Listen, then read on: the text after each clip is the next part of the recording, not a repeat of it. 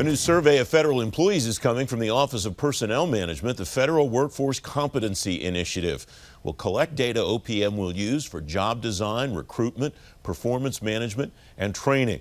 Mika Cross is a federal workplace expert tracking the new OPM work.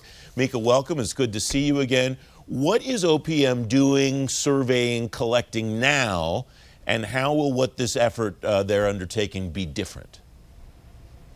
Well, thanks for having me, Francis, as always. You know, it's interesting. This comes on the heels about 2 weeks after GAO's high-risk list was published. And so for the 20th year consecutively in a row, human capital management has made the list. So it's interesting that this is the right time for OPM to start modernizing their competency database, along with, obviously, help from federal agencies. So this survey will go out for about 3 weeks.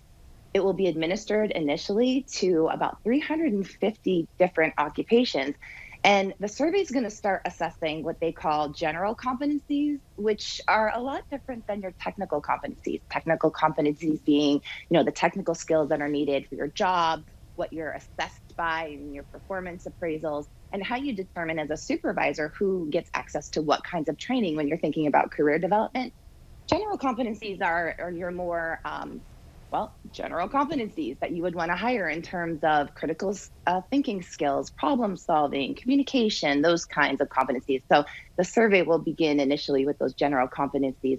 And our hope is that this will really provide a data-based approach across the government. I mean, OPM has been doing this for about 2 decades now. Some of these competency models have been in play for a very long time, but haven't been updated in sometimes upwards of a decade or more. So it's an opportunity to refresh them, update them, get a sense across government what people are actually working on. And if you consider what's being automated and what's not, this is going to be critically important to really get a sense for how we can modernize our assessments in terms of the job design and fit at the front end when you're figuring out who to hire. It sounds like the major differentiator to me is addressing, as you said, the GAO high-risk list has had strategic human capital management on it since the beginning of time, it seems. And the strategic part is what it sounds like OPM is trying to address here. Does that make sense to you, Mika? Yeah, absolutely. The challenge is going to be, some of these frameworks have been around, as I mentioned, for a long time. There's been workbooks, cheat sheets, fact sheets, and all of these tools to help enable hiring managers, supervisors, and federal HR practitioners to do this right for many, many years. I think they also need to tackle the culture piece. So it'd be interesting to see if they could potentially modernize the data that they collect through this survey and make it more usable for the people who need to. For instance, like what they did with Unlocking Talent and the Federal Employee Viewpoint Survey data dashboards and best practices, and having one central repository that's web-based for people to use rather than, PDF forms and worksheets that you have to download, and that might not really translate to usability when you're talking about what you intend it for. How can they make that data usable, Mika? What makes it useful to a practitioner and an individual agency?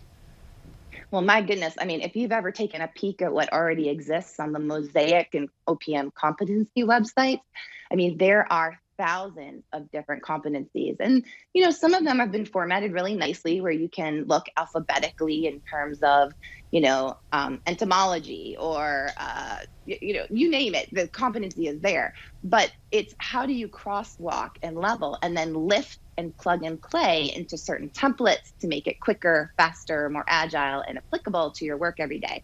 Can you cut and paste them in, or maybe even upload them automatically into your performance appraisal systems? Are you able to map them on your individual development plans when you're considering training for your staff?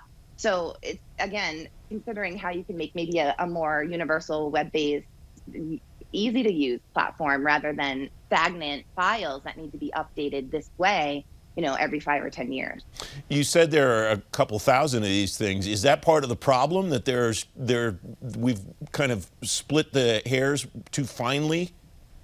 I think it would be interesting to really benchmark what some of the newer organizations have been doing in terms of reducing the noise around all the options that are there. I think you're spot on. So for instance, consider what Space Force have just recently done. They had to create new positions, new competencies, new assessment tools, and all of those things. These positions didn't even exist before.